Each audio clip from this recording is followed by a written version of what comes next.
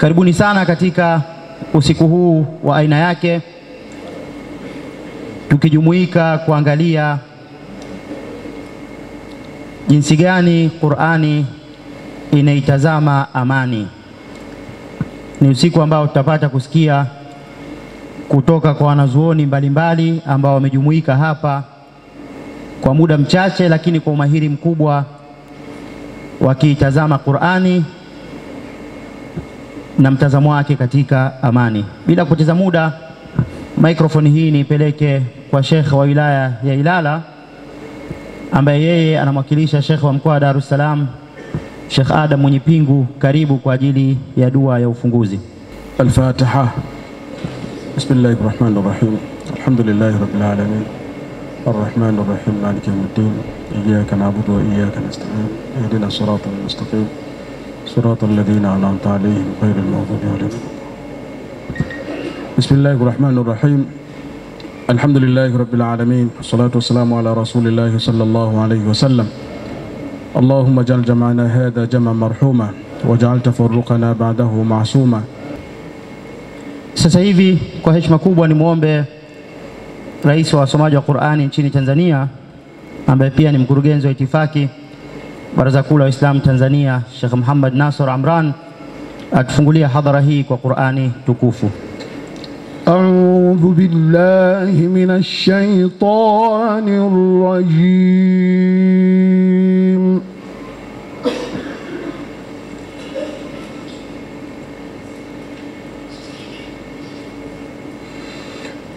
Bismillahir rahmanir rahim.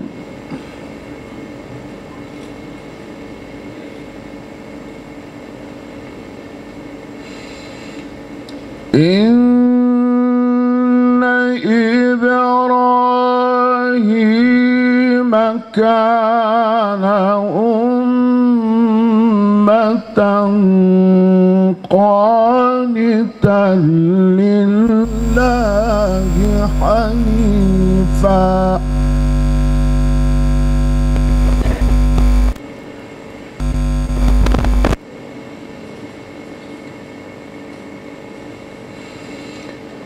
Kana ummatan qanitan lillahi hanifan wa lam yakun minal musyrikin.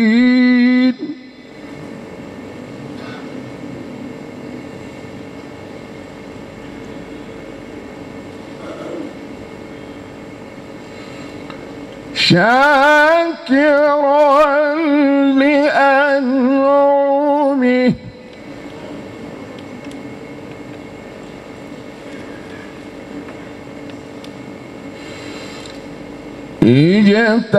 اجتباه وهداه إلى صراط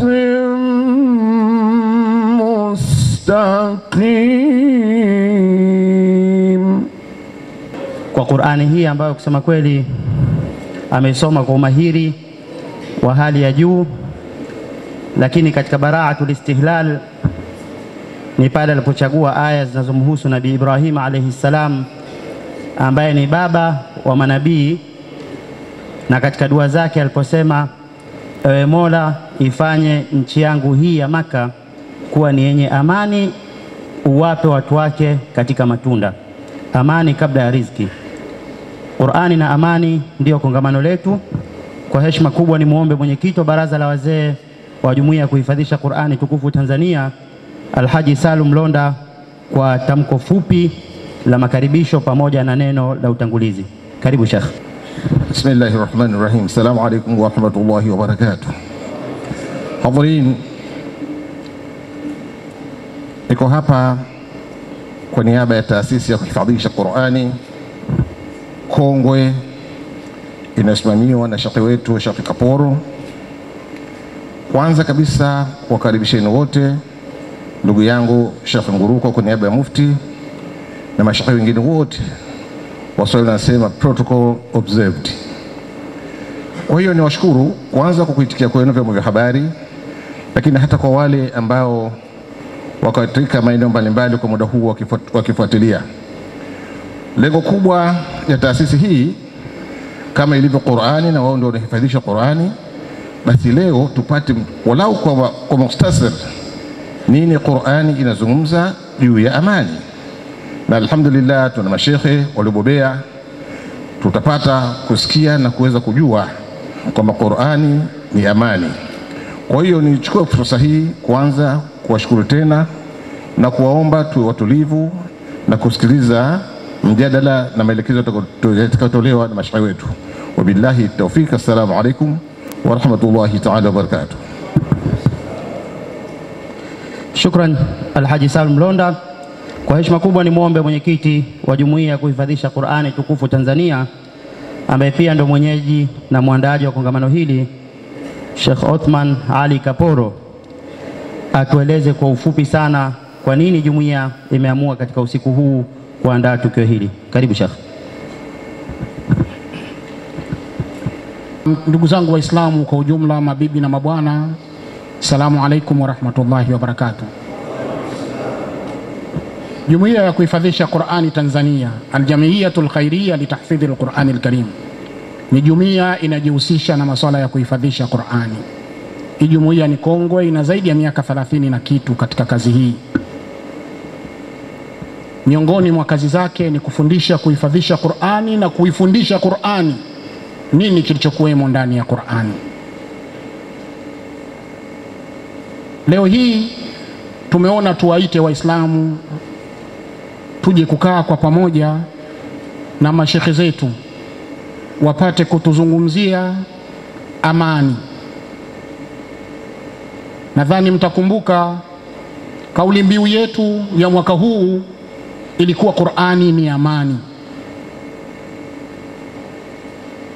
Tumezunguka sana maeneo tofauti kuitangaza amani kwa mujibu wake, lakini tumeona ni vizuri usiku huu tukutane pamoja hapa na wasomi wanaotegemewa katika nchi yetu waichambue amani. Na tuna sababu iliyotufanya tufanye hivi. Hivi sasa tunaelekea katika uchaguzi, na uchaguzi mara nyingi unaambatana na mambo mengi ya kuvunja amani. Mifano ni mingi inayoonekana duniani inayoambatana na mambo haya. Ndugu zangu, amani ni tunu aliyotupa Mwenyezi Mungu Subhanahu wa Ta'ala. Tunu hii tunatakia tuienzi. Tunaitakia tuienzi. Nakumbuka maneno ya Sheikh Abubakar ibn Zubair ibn Ali doktor, alisema tuienzi kama mtu anavyolibeba yai. Yai likikuanguka ndio basi, na hii amani ikiondoka ndio basi. Mifano iko mingi, wewe angalie dunia utaona namna gani jinsi ilivyo. Na tumeitumia Qur'ani tunayoitangaza kuihifadhi, kwa sababu Qur'ani ina mambo mengi katika mambo ya kiimani, ya kiamani. Mtume sallallahu alayhi wasallam wakati anakuja duniani aliikuta dunia wakati huo imechafuka katika kila kona. Mashekhe wenyewe watakuja kuchambua. Kuna vita vilivyokuwa vya zaidi miaka 100. Harbul Basus, Harbu Dahisi wal Ghabara. Vita ilikuwa mtoto anazaliwa yuko katika vita mpaka anakufa, vita inaendelea. Lakini alivyokuja Mtume sallallahu alayhi wasallam akiwa ni rehema na Qur'ani yake, aliifanya dunia ikatulia ya wakati huo. Amani ikatawala kwa kutumia Qur'ani. Na ndio maana sisi tumeamua leo hii tuwaite mashekhe ambao wanaoaminika katika nchi yetu waje kuizungumza hii amani, ili tuingie katika uchaguzi kwa amani na tuondoke katika uchaguzi kwa amani na tuishi kwa amani, kwani amani ndio kila kitu katika maisha yetu. Hadha wa billahi tawfiq. Wassalamu alaikum wa rahmatullahi wa barakatuh. Kwamba haja yake na hamu yake ni kufa. Na labda niwaambie, ikiwa kuna mmoja wetu hapa ukumbini anatamani afe, anyooshe mkono. tutampa ushauri. Akiusikiliza ushauri wetu, hatotoka ukumbini salama, atafia humu ndani akitusikiliza. Hakuna anayetaka kufa, sote tunataka tuendelee kuishi. Jambo la pili ambalo hatulitaki wote ni kuzeeka. Hakuna mtu anapenda uzee. Hawa wazee mnawaona hapa ukumbini, na mimi namuomba Mungu awape mwisho mwema. Huu uzee wao hawakutaka, umewavamia tu. Umewavamia wakati ambapo hawana haja nao. Na mkitaka mnaweza kuwauliza, nyie wazee,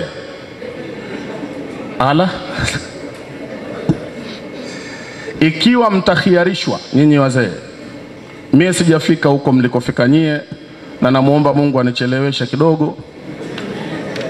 Ikiwa wazee mtakhiarishwa, kukhiarishwa maana yake ni kuchagulishwa, uamue unalolitaka, mkachagulishwa kwamba chagueni mbakie kuwa wazee na mnaendelea taratibu kulifuata kaburi, au mrudishwe kuwa vijana kama mwanzo mlivyokuwa. Wazee msinijibu sasa hivi kwa sababu jibu leo nishalijua. Mtakachokichagua mimi nakijua. Nyote mtatamani kurudishwa ujana. Hapa ndio nafungua maneno kuwaendea vijana. Hakuna anayetaka kuzeeka. Jamanini, uzee jambo kubwa. Na tabia ya uzee inakuja kukuzuia. Uzee unakuzuia mambo mengi sana, na kusema kweli mengine ya muhimu sana yatazuiliwa na uzee. Alhasil, sote hatupendi kuzeeka. Sisi vijana utasikia tunasema wazi wazi, hawa ndo wazee wetu, ndio visima vyetu vya busara. Tunasema hivyo, lakini kwa kweli si hatupendi kufika huko. Ni wazee waendelee, si tubaki kuwa vijana. Mimi nataka kwenda kwa vijana. Lakini kabla ya kufika huko, haya ni mambo hatuyataki wote. Kati ya mengi, tuna mambo mengi sote hatutaki. Nimeamua nitaje hayo ya mwisho wa umri, hayo uzee na kifo. Lakini nataja mawili ambayo sote tunayataka humu ndani, hakuna ambaye hataki. La kwanza, tunakubaliana dunia nzima hii kwamba tunataka amani. Hapa ulimwenguni sote tunataka amani. Utaona ajabu, mbona wengine wanaashiria au kuchangia kuvunja amani? Nataka nikwambie ndugu yangu ulioko hapa, mwana kongamano mwenzangu, huyo anayechangia amani ivunjike, usidhani anataka ivunjike na kwake pia. Anataka kuvunja amani ya wenzie. Lakini yeye kubaki mtu wa amani, yupo kwenye utulivu, ndio lengo lake. Anataka kuvunja amani za wenzake. Na ushahidi, kama kweli anataka kusiwepo na amani, tungeanza kuona anaivunja amani nyumbani mwake anamokaa. Mule kwenye nyumba anoishi, ziko wasaili chungu mzima za kuharibu amani ya nyumbani. Angeweza kuharibu amani mule nyumbani kwake. Lakini akirudi nyumbani kwake, anatangaza mapenzi na amani kwa watu wake. Utasikia anamwambia mkewe, ili mke ampe amani, I love you, nakupenda. Anataka amani ya nyumbani. Kama sivyo, angerudi nyumbani kutegemea na aina ya mke au mume aliyopo. Hebu ujaribu urudi nyumbani, halafu umeambatana na mwanamke mwingine ambaye sio mkeo, na mke hamjui huo siku, halafu pitiliza naye mpaka pale sebleni uanze kuzungumza. Amani itabaki kweli? Hafanyi hivyo mtu kwa sababu anataka nyumbani kwake ibakie amani. Ila kukiwa na viashirio na vichocheo vya kuvunja amani, hao wanaovifanya wanataka amani itoweke kwa wenzao. Sote tunataka amani. Na amani ianzie moyoni, ije nyumbani, mpaka mabarabarani, makazini na maofisini. Hakuna mwanadamu mwenye akili timamu ambaye anataka amani ikosekane. bali huyo mtu akiwa ni Muislamu, yani ikiwa huyo anotaka amani isiwepo na ni Muislamu, nakaribia kusema anakaribia kutoka kwenye mila yenyewe ya Kiislamu. So mila ya Kiislamu ni amani. Hili la kwanza tunalitaka sote, na mimi kabla ya kuendelea na muomba Mola wangu kutoka kwenye moyo wangu atubakishie amani hapa Tanzania. Tubaki na amani kabla, wakati na hata baada ya uchaguzi. Amani hii iendelee kwa sababu sote tunaihitaji. Na mwenye haja ya kwamba kwenye nchi yetu patokee tabu na machafuko, sisi Waislamu hebu tujaribu kuinua mikono, tumuweke mikononi kwa Mungu Subhanahu wa Ta'ala, ili amshughulishe kwanza mpaka amani, uchaguzi umekwisha, alafu atampumzisha. Lakini kwanza tuendelee kuwa na amani. La pili ambalo hatutaki sote, na nadhani si muhimu sana hapa, hakuna mtu anapenda kuwa fakiri, yani kuwa na maisha ya dhiki, ya shida. Hakuna mtu kama huyo. Sasa nakwenda kwa vijana. Vijana wenzangu, kwa jicho la Uislamu, nyinyi ndio wajenzi, nyinyi ndio mnajenga mujtamaa. Vijana ndio wajenzi mnaojenga jamii na kuujenga huu umma, ni vijana. Lakini ingawa mkibadilika roho zenu, nyinyi ndio wabomoaji wa kwanza. Kijana anajenga na kijana ndio anabomoa. Ni wasihi tushirikiane kujenga amani ya nchi yetu na tusiibomoe, kwa sababu tunaweza kuharibu mambo ni vijana. Mahala popote ulipoona pemetokea vurugu na tabu, kama utawatizama hao wanaofanya vurumai za kuharibu amani, basi 95% ni vijana. Wazee mambo ya tabu hawataki, wanataka mzee awe nyumbani saizi mwenyewe amevaa msuli wake na bibi, wanakunywa dafu na kahawa, amani. Lakini wavurugaji wa amani huwa ni vijana. Ndugu zangu, nataka tuisome hasa vijana wenzangu aya namba 112 sura ya 16. Inaitwa Suratun Nahli. Aya hii Mwenyezi Mungu Subhanahu wa Ta'ala amepiga mfano wa mji. 112 Nahli.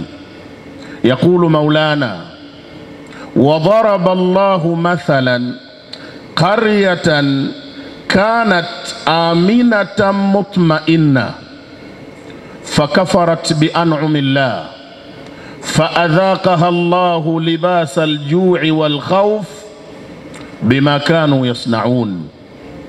Mwenyezi Mungu, vijana wenzangu, ametupigia mfano wa nchi, mfano wa mji.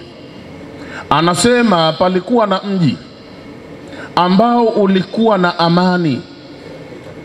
Yatiha rizquha raghadan min kulli makanin fakafarat bi an'amillah faadhaqaha Allahu libasal ju'i wal khawfi bima kanu yasnaun. Mola anasema akapiga mfano wa mji ambao ulikuwa na amani, mji wenye utulivu, lakini mji ule ukazipinga neema za Mwenyezi Mungu Subhanahu wa Ta'ala, fakafarat bi an'amillah. Ukisikia mji ulipinga neema za Mungu, wataalamu na wanaojua sayansi ya lugha ya Kiarabu hapa wapo wananielewa.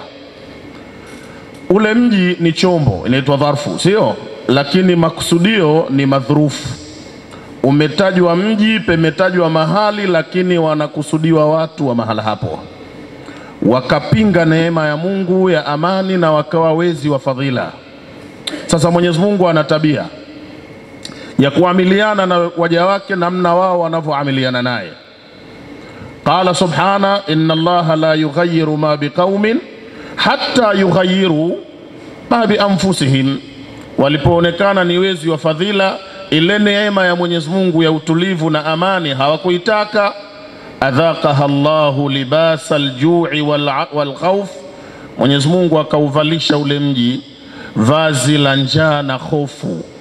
Na kama nyote mnavyojua, kinyume cha amani ni hofu, na kinyume cha hofu ndiyo amani. Waliobeba zimamu, waliobeba kamba inayoongoza amani kwenye taifa lolote ni vijana. Sasa tunaelekea kwenye jambo linaitwa al-intikhaba, uchaguzi. Vijana wenzangu, nataka tuelewe, kwa jicho la Uislamu uchaguzi ni amrun jaizu, ni jambo linafaa Kiislamu, ni jambo lifaalo kufanya. Lakini kwa maandiko ya nchi yetu, kwa maana ya katiba na sheria ya hapa kwetu, uchaguzi ni haki. Uchaguzi umetajwa kwa jina la haki, na binadamu mjinga sana ni yule ambaye huwa hataki kutumia haki yake. Yani ni haki yako halafu huitaki. Sasa tunaelekea kwenye huo uchaguzi ambao ni haki kwa maandiko ya nchi, lakini ni jambo lifaalo kwa maandishi ya Kiislamu. Tukiamua vijana, hata sasa vijana wa nchi nzima, tukasema uchaguzi wetu upite kwa amani, wallahi utamalizika kwa amani, kwa sababu zimamu tumeshika sisi. Na tukisema uchaguzi uvurugike, watu hapa wazee wetu waanze kusumbuka, kukimbia na hawana nguvu tena, hayo maamuzi tunayo sisi vijana. Kwa hiyo kwa maelekezo ya Mwenyezi Mungu Subhanahu wa Ta'ala na kwa maelekezo ya kiongozi wetu Bwana Mtume Muhammad sallallahu alayhi wasallam, vijana hakikisheni nyinyi na mimi, na tuwashawishi vijana wenzetu, tuhakikishe uchaguzi huu unapita kwa salama na amani. Wako vijana wenzetu na ninawaona, na nyinyi mnaona kwenye mitandao, wameshakuwa na maigizo mengi kidogo. Mitandaoni ukisoma kuna maigizo mengi, lakini waigizaji wote hao ni vijana. Vijana wanaigiza kidogo. Nimeshangaa, kuna wengine nimeona wameigiza kuwa askari jeshi, kijana wale. Kuna mwingine kaigiza yeye ni askari, hakuwa mzee, yule ni kijana. Tusimame kwenye nafasi yetu vijana, kama alivyotuelekeza Mola wetu na kama tulivyofundishwa na mtume wetu Muhammad sallallahu alaihi wasallam. Wazee wetu wameondoka nchi hii walioikomboa, wakatuachia vijana wao ikiwa salama na amani, na sisi tujitahidi mpaka tutakapokufa na sisi au kuzeeka, tuwarithishe watoto na vijana wa baadaye nchi tulivu na nchi ya amani. Wassalamu alaikum wa rahmatullahi wa barakatuh. Wa alaikum assalam wa rahmatullahi wa barakatuh. Takbir. Sina shaka ni maneno ya kutafakari sana, vijana wenzangu, ambayo tumeyapata kutoka kwake Sheikh Othman Khamis, na alichelea kusema hapa kwa mwenye kuvunja amani. Anachelea kusema ya kwamba atakuwa amekaribia kutoka katika imani ya dini ya Kiislamu. Ni hasara kubwa kabisa, lakini amani itakapoondoka, imenukuliwa na aya ya Mwenyezi Mungu hapa, basi tutegemee kuipata njaa, lakini tutakubikwa na hofu. Hayo ndio ambayo ameyazungumza Sheikh Othman Khamis. Ametumia dakika takriban 13 na sekunde kidogo hivi. Ni sehemu yetu ya kwanza, lakini Sheikh Othman Khamis ameianza na sehemu yetu ya pili kwa uchache.